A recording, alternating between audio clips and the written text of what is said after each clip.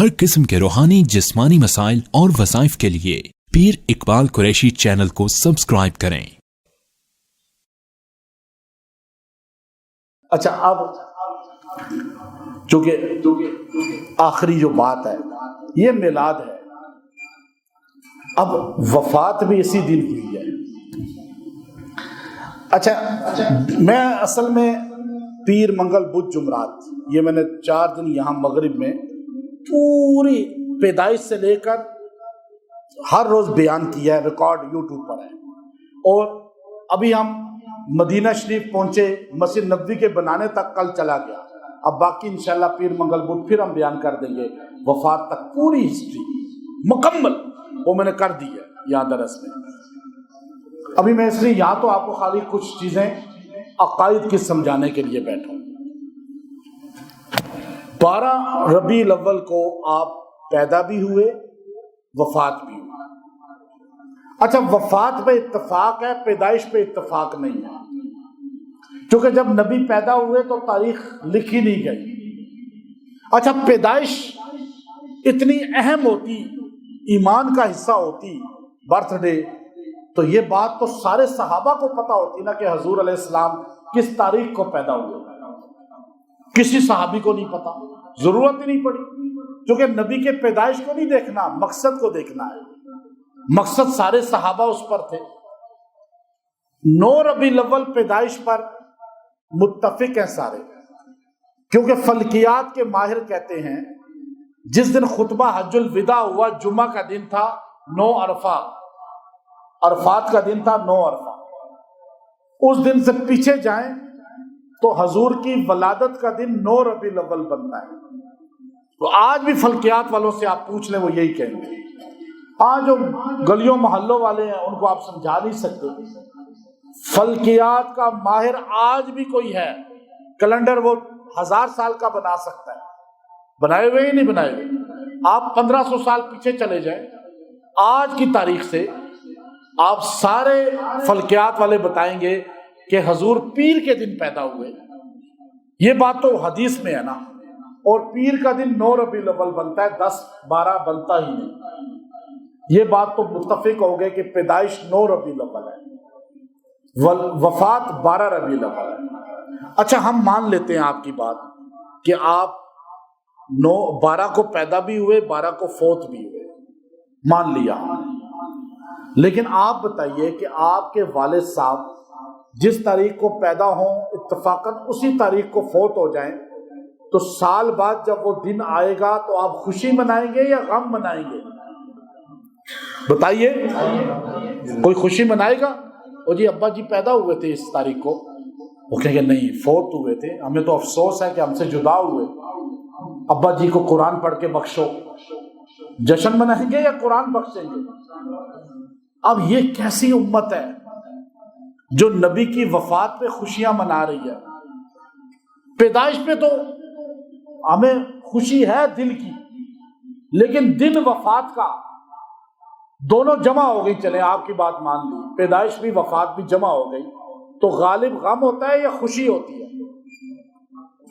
अच्छा, आप छोड़िए मेरी बात को, आप अपने तसव्वुर में चले जाएं, पीछे ख्यालों में चले जाएं, हर बंदा मदीने पहुंच जाए। मदीना तो वैसे भी हमारे दिल धड़कते हैं मदीने के साथ। आप मदीने वाले बनेंगे तो निजात होगी ना। अब आपने पाकिस्तान इंडिया के शहर वाला नहीं बनना, आप तसव्वुर में चले जाएं मदीना। मैं आपको मदीने लेके जा रहा हूं। आप मदीने वालों से पूछिए कि आज से 1448 साल पहले जब रबीउल अव्वल आया था, मदीने वालों ने क्या सलूक किया था, मदीने के हालात क्या थे। आप बुखारी शरीफ उठाइए, आप मुस्लिम शरीफ उठाइए, आप सारी सित्ता की कुतुब उठा लें, आपको बुखारी से लेकर सित्ता की हर किताब में मिलेगा। जब 12 रबीउल अव्वल का दिन आता है और मदीना मुनव्वरा में आता है, दिन सोमवार का है, हमारे आका सल्लल्लाहु अलैहि वसल्लम इस दुनिया से रुखसत हो जाते हैं, आप दुनिया से चले जाते हैं, आपका विसाल हो जाता है। जैसे ही ये खबर مدینہ کے اندر پھیلتی ہے، کوہرام مچ جاتا ہے، مدینے کے اندر رونا دھونا شروع ہو جاتا ہے، سسکیوں کی آوازیں آتی ہیں، رونے کی آوازیں آتی ہیں، صحابہ رو رہے ہیں، اہل بیت رو رہے ہیں، صحابیات رو رہی ہیں۔ عالم یہ ہے، ابو بکر صدیق رضی اللہ تعالی عنہ 10 بجے کے قریب سرکار مدینہ کے پاس آتے ہیں، آپ کی چارپائی کے پاس کھڑے ہو کر آپ کے چہرہ انور سے وہ کپڑا ہٹا کر آپ کے چہرے پہ بوسہ دیتے ہیں، اور بوسہ دیتے ہوئے کہتے ہیں یا رسول اللہ، اللہ آپ کو 2 موتیں جمع نہیں کرے گا، آپ تو اللہ سے ملنے کے لیے گئے ہیں۔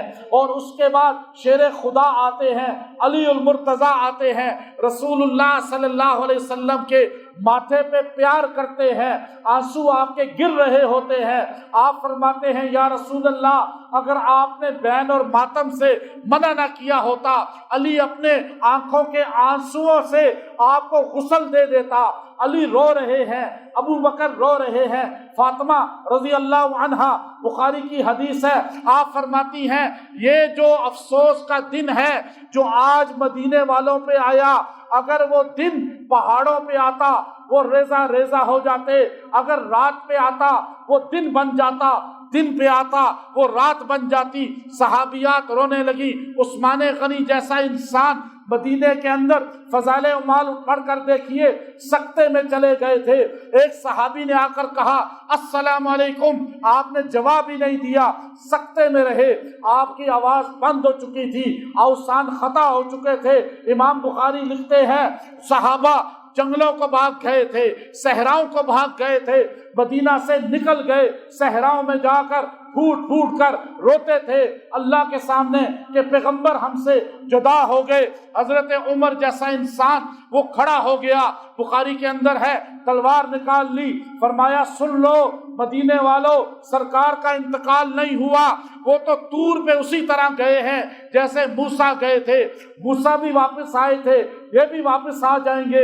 اب یہ عالم ہے۔ اور ایک آدمی زید، عبداللہ ابن زید ان کا نام ہے، وہ مدینہ سے باہر ہل چلا رہے تھے، اور وہ ہل چلاتے ہوئے ایک آدمی نے ان کو آواز دی کہ تو ہل چلا رہا ہے، تجھے پتا ہے مدینے میں کیا قیامت گزر گئی؟ اس نے پوچھا کیا ہوا؟ کہ سرکار کا انتقال ہو گیا، پیغمبر ہمیں چھوڑ کر چلے گئے۔ اس عبداللہ ابن زید نے ہل چھوڑ دیا، ہاتھ اٹھا دیے، ہاتھ اٹھا کر کہا اللہ ان آنکھوں کو اندھا کر دے، ان کانوں کو بہرا کر دے۔ یہ دعا اس نے کی۔ پوچھنے والے نے کہا یہ دعا کیوں کرتا ہے؟ اس نے کہا ان آنکھوں سے رسول اللہ کو دیکھا ہے، جب رسول نہیں تو میں آنکھوں کو کیا کروں گا؟ ان کانوں سے رسول اللہ کا فرمان سنا ہے، جب رسول اللہ نہیں رہے کانوں کی کیا اب مجھے ضرورت ہے؟ امام بخاری نے لکھا وہ مستجاب الدعوات تھا، وہی اندھا بھی ہو گیا، بہرا بھی ہو گیا۔ صحابہ رو رہے تھے۔ مدینہ میں ایسا ماحول تھا جیسے پورا مہینہ مدینہ تاریک ہو چکا ہے، ہر گھر سے رونے کی آواز تھی، ہر گھر میں سسکیاں تھی۔ مسجد نبوی میں صحابہ بیٹھے رو رہے تھے، کسی میں جرت نہیں تھی، ہمت نہیں تھی کہ آگے بڑھے۔ اس وقت جب یہ حالات تھے، ایک بندہ مدینہ کے منبر پہ کھڑا ہو گیا، وہ نبی کے منبر پہ کھڑا ہو کر خطبہ دینے لگا، جس کو امام بخاری نے بیان کیا اپنی بخاری شریف کے اندر۔ آپ نے قرآن کی آیت پڑھی وما محمد الا رسول قد خلت من قبلہ الرسل افإن مات او قتل انقلبتم علی اعقابکم۔ اے لوگو، محمد اللہ کے رسول ہیں، اگر وہ اللہ انہیں دنیا سے اٹھا لے، اگر اللہ ان کا انتقال کر دے تو کیا تم دین اسلام چھوڑ دو گے؟ کیا تم قرآن چھوڑ دو گے؟ کیا تم اللہ کی توحید چھوڑ دو گے؟ سن لو من کان یعبد اللہ من کان یعبد محمدا فإن محمدا قد مات ومن کان یعبد اللہ فإن اللہ حی لا یموت۔ سن لو کہ جو اللہ کی عبادت کرتا ہے وہ سن لے، اللہ کو موت کبھی نہیں آئے گی، اور جو پیغمبر کو حاجت روا اور خدا سمجھتا ہے وہ یقین کر لے کہ پیغمبر اللہ کے پاس جا چکے ہیں۔